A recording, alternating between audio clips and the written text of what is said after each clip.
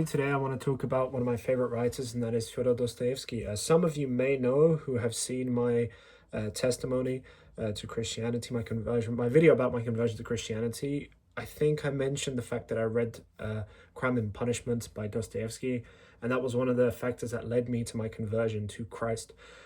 The reason why is because at one point in the book, in the later parts, the main character, who has done a very, very disgusting act in the beginning, he commits a brutal axe murder. He is eventually confronted with the gospel. There's some relief finally there after him dealing with all of these emotions. And I think it's very important for many Orthodox Christians to perhaps take a break from the constant theology, history, and just filling your mind with very, very complex ideas and complex theology, and to sit down and perhaps read a nice novel. I think the works of Dostoevsky are very good for people to get into. The reason why I'd recommend him is because he is deeply Christian, because he is Orthodox, and because ultimately I think some people will be more deepened or more interested in their faith after reading these books. Now, Crime and Punishment, I think it's a good start because although there are quite a few characters, there's not that many. And if you get the Everyman's Library version that I read, it's a much easier read. And I think most people start off with Crime and Punishment. I think in America, it's used as a book for studying in high school, if I'm not mistaken, for some high schools. It's a good place to start. It's an easier book to handle. Then I think I read after that Devils. So this book was ultimately banned after the Russian Revolution by Lenin, because basically in this book, Dostoevsky predicts the Russian Revolution through these awful, awful characters. It's a good explanation and commentary on nihilism. It's a good exploration of the sort of a depraved mind of these revolutionaries. And I think that if you're going to buy a version of this book, buy it with the banned chapter called, I think, Stavrogin's Confession, or the Confession of Stavrogan. Stavrogan is one of the characters in the book, and his confession is... I'm not going to spoil what the confession is, but I think without this confession in the book, you don't really understand Stavrogin's character as much. Another, of course, one of his most famous works is the Brothers Karamazov. So the Brothers Karamazov is ultimately a very Christian story, in the sense that there's so many Christian themes. Of course, as many may know, one of the most famous chapters that even people who haven't read Dostoevsky would have heard of is the Grand Inquisitor. The Grand Inquisitor is a sort of poetic story made up by one of the brothers, of a story taking place in the middle of the Spanish Inquisition, and basically Christ returns and comes back, and this Grand Inquisitor, who has been locking up heretics, killing heretics, so on and so forth, ends up locking up Jesus and asking him, why did you come back?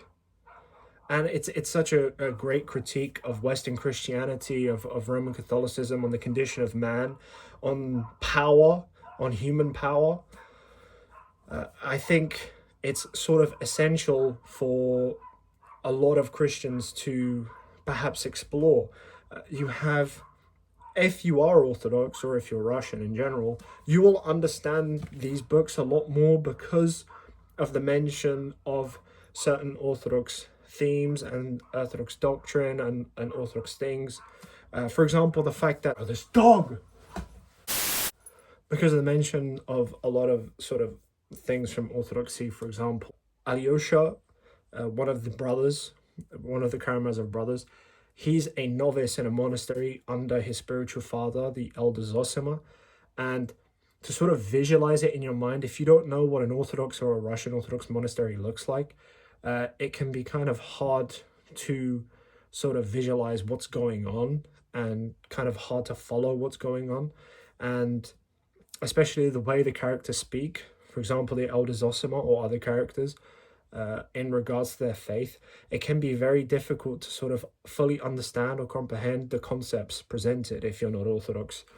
But ultimately, I would say the Brothers Karamazov is his sort of like, if you're familiar with Quentin Tarantino, this is like his Pulp Fiction. Like, this is his defining work, and this is his like magnum opus. So I would say get familiar with Dostoevsky's writing, reading stuff like Crime and Punishment, Notes from the Underground, Devils, White Knights, and perhaps other works, and then come to Brothers Karamazov, because this is not the smallest book in the world. It's also not the thing. It's nothing. It's not like War and Peace, which is like, 1,500 pages, but it's still quite thick. There's a lot of characters, and I would say take it slow with this book. Another book that I read was Notes from the Underground, and it's ultimately a book about this schizo dude who lives in a basement, if I were to describe it in modern terms. And you ultimately see how he has no human connections. He doesn't know how to act. He thinks that he's being slighted, but he's also like, he wants to have a connection with someone, but doesn't have a connection with anyone because he thinks he's superior to everyone. And I think it's a very good sort of warning for young men, not to be so alienated from society and so isolated, and to actually seek connections with people, even though it might be uncomfortable. So those are just the books that I've read by Dostoevsky. I do have other copies of his books that I still need to read, but I would say I really, really do recommend Orthodox Christians to read Dostoevsky's works. They are deeply Christian. They are stories of redemption, a lot of them. I think that it's a good exploration of sort of the Orthodox mindset. He also like explores the idea of the seen and the unseen world, and how they're connected, and that the barrier between them is not so thin.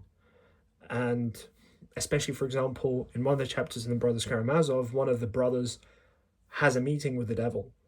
It's a sort of a very radical approach to how we view as Christians in the West, the seen and the unseen world, the angelic realm and the spiritual realm versus the physical realm. And he really does delve into this idea of spiritual warfare.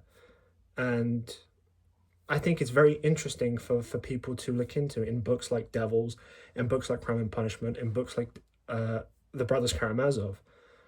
This marriage between the seen and unseen world, the sort of Orthodox Christian metaphysics going on here, is a good way to explore these themes. And I think it's good to read these types of books, because a lot of us get bogged down with really deep theoretical, spiritual, theological works, especially those of us coming into the church, that it can be kind of laborious sometimes to sit there and constantly read non-fiction. That I think a bit of fiction, a bit of reading of an interesting story that ultimately has a Christian message with an Orthodox Christian author is something that I want to promote, and is a good break for the constant debate and apologetics and all the other things.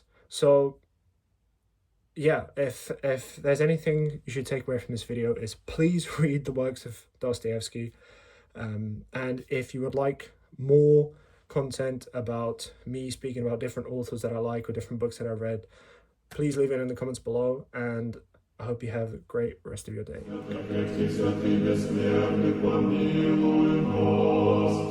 Святый Боже, святый крепкий, святый бессмертный, помилуй нас.